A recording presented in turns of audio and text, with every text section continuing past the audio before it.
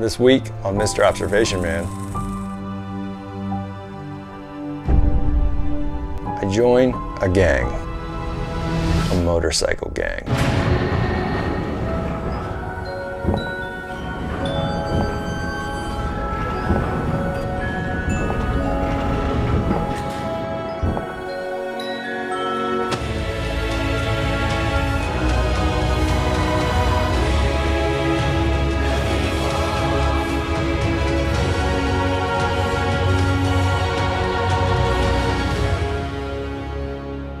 Join us as camp goes moto camping.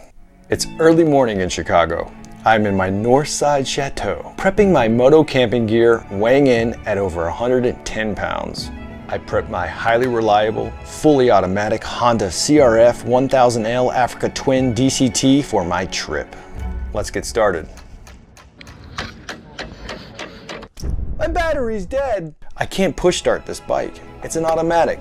Camp leaves at 8 a.m. sharp. I can't be late, and I won't be late thanks to my TAC Life portable battery pack. Now that my bike is running, I can leave my home alone. To get to our meeting location downtown, I hurry through the North Shore obstacle course that is Sheridan Road. This treacherous stretch of road, known as the Tail of the Squirrel, is responsible for more spilled pumpkin spice lattes than any other stretch of road on the North Shore. This road is no match for my 998cc liquid-cooled 4-stroke Unicam 8-valve 2-cylinder parallel twin, putting out 93.9 horsepower. This bike rides tall, meaning whatever you do, don't turn the wheel at really slow speeds, or else. This is the 6th time I have dropped my bike. Now I have to try and pick up my 534-pound bike and its accessories. Thank goodness for bikers.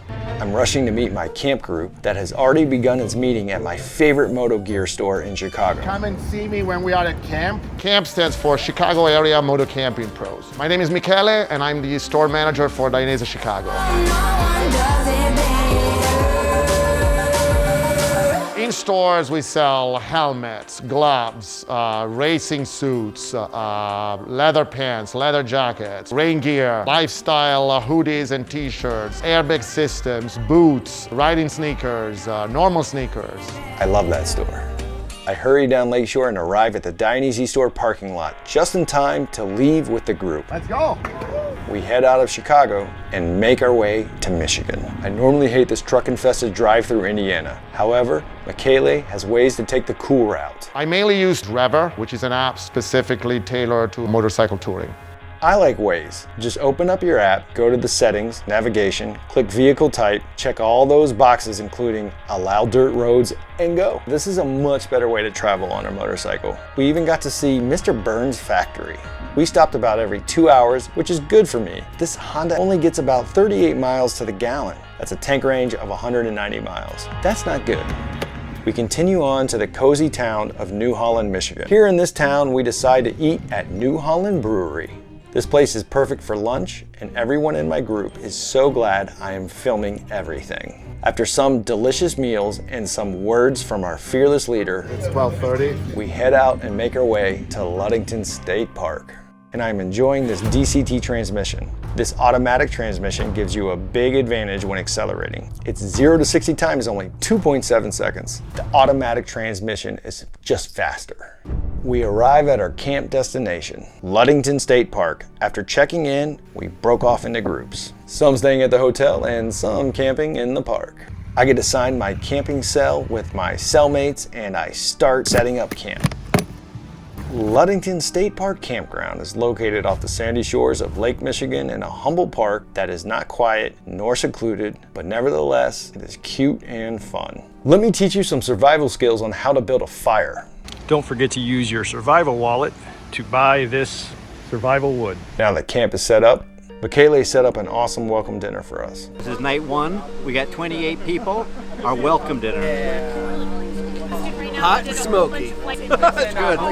Our motocamping trips are called s'mores because we always have s'mores. Get some s'mores. If we want to have s'mores, we can. I'd love to. I want a s'more. S'mores. Look at all these great s'more choices. And we love the camaraderie that is formed around the campfires. Are you a big Lost fan then? Huge. Yeah, so she's watching it for the first time. Great times by the fire.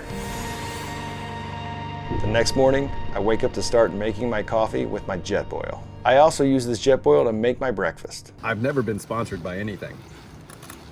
But if I was, it'd be Adventure Meal. No, I don't know who makes this. Mountain House. Mountain House Adventure Meal.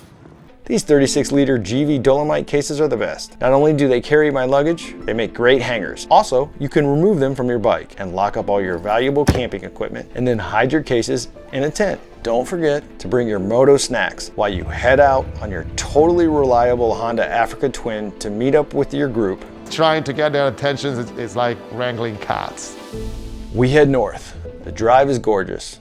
There's water all around us, and it seems like every intersection is another cute town. We stop at this overpass to enjoy the fall view. I just love this leather Dionysia riding coat. It makes the leaves and the lake look so much more expensive to look at.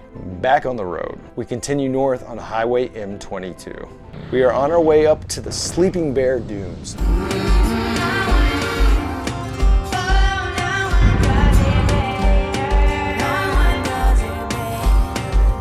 Majestical horizons will undoubtedly leave the group to deep thoughts. That's a lot of sand. Where did all this sand come from? I have to say my motorcycle really causes me to go places I would never go. We say goodbye to the dunes and keep heading north to the wonderful historic fishing town of Leland.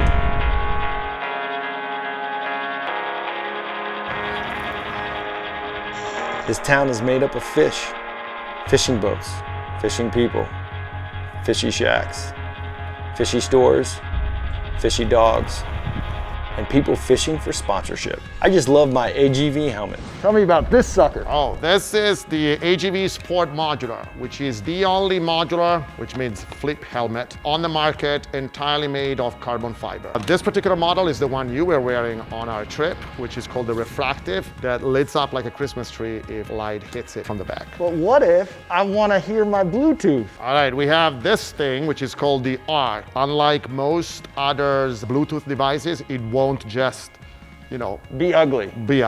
yes, that's a good way to put it. This town is great and I never want to leave this fishing town. And it looks like I can't. My gas tank just went from 3/4 of a tank full to completely empty. This has actually happened to me before in the past. My fuel gauge has read almost full at like 7:11 p.m. Then I look down 5 minutes later and it is completely empty. This is now a huge problem. I have to split off from the group and find a gas station. With no data service and no GPS, I have to ask for directions. It's the old-fashioned way. But now I have to try and find out where we are meeting for lunch, which is a pain in the ass with no service from Verizon. By a northern miracle, I find the group eating at Tandem Ciders. This place was packed and they have no food. What are we eating for lunch? They hard-boiled it and then they pickle it. It's called pickled egg. Thank God I brought snacks. I gotta be honest, the pickled egg was not planned. We didn't know that there wouldn't be anything else when we got there. Snacks with everyone is great. I even traded bikes with a friend and see what others think about my DCT transmission. It was cool to come to a 90-degree turn and just relax. You don't have to think about what you're doing, about it, I could tell he wasn't impressed. Time to head back to Ludington. I couldn't help but admire how impressive everything is. The views, the bikes, Michele's gear. Tell me about this thing. This is the Smart Jacket. It's the Dainese Smart Jacket. It's the thing that I was wearing on our latest motocamping trip. It's an airbag system. It doesn't have to be connected to the motorcycle. Analyzes what you're doing a certain number of times per second, and on the basis of an algorithm, it decides if it needs to deploy or not. Well, I can't afford a DR, but I can afford Walmart. The meals are cheaper here than they are at REI. I also pick up some $1 lights. These make a landing strip by the tent so me and my cellmates know where to land. Now it's on to dinner. I have traded bikes with a friend once again. DCT was amazing. It thinks for me. He loves it. Most places in Ludington are packed for dinner, but we find a seat at this place, and everyone is so happy I'm filming. Cheers! We head back to our campsite. With the fire blazing, I set up a time lapse. The next morning, we pack up our gear, explore Ludington State Park, Oh man, look at all the colors. This is awesome. and head to Muskegon to catch our ferry.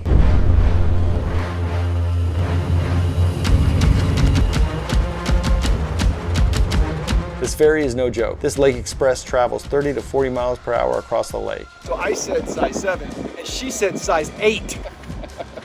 Look at this.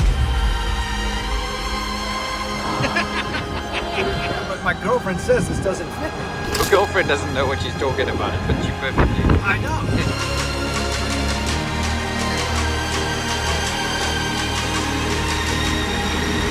This group.